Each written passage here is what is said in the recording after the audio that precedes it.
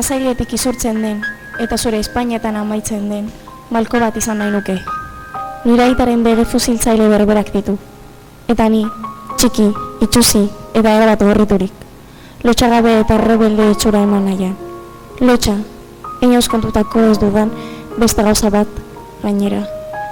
Agian zentzura aplikatuko dut, eta pasarte hau kenduko dut. Ez nuketeko duzuen legendaren ospea lausotu nahi.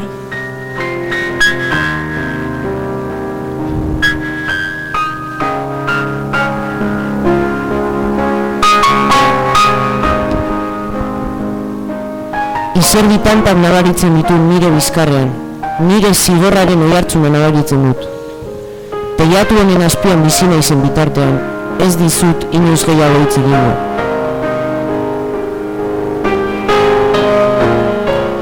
Haserreak eramaten digu arrazoi daukagula pentsatzera. Haserreak egan eramaten gaitu arrazoi mundura.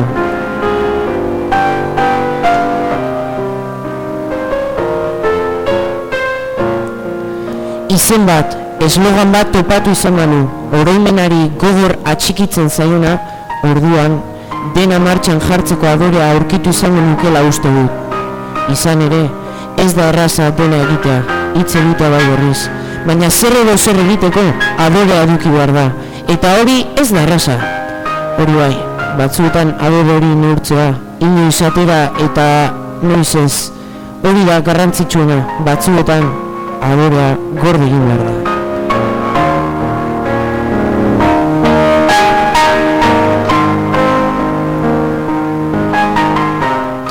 Bakardadea. Negu zaporea esan duen eguna badoa.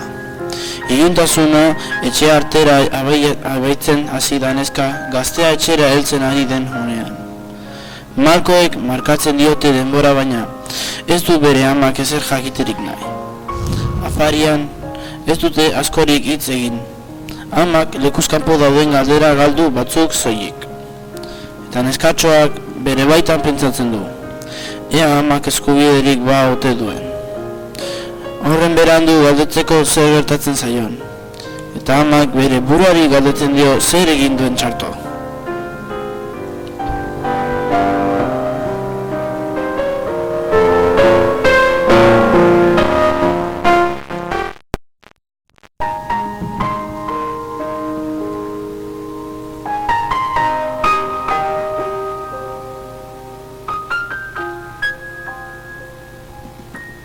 Odolez betetako begi gorriekin batu dute maia. Ondoren, buru makurtu eta gabon isil batean izan da, abiatu dira ohera. Ezarra arteko murgildu orduko neskatxo negarrez hasi da. Aspaldian ez du ezer ulertzen, ez du inar ezagutzen, bakarrik sentitzen da. Inar ulertzen ez duen sentsazioak bakarrean jaten dizkio. Urduri dago eta negarrez barria. Betirako loak hartzen nahi du. Zinez ez du besterik nahi. Azkenean, loak hartu du eta ez da gehiago itxarotu. Bakardadeak hildu. Hurrengo egunean, hiletara.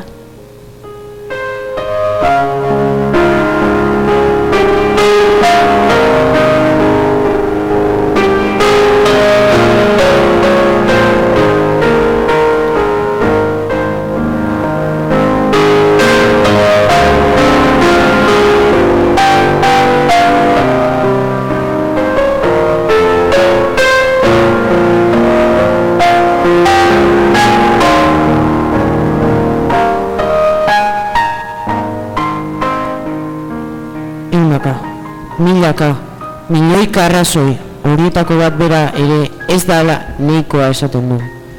Ehundaka, milioika hitz, horietako bat bera ere ez dela nahikoa esaten du. Ehundaka, milioika sentimendu, horietako bat bera ere ez dela nahikoa esaten du.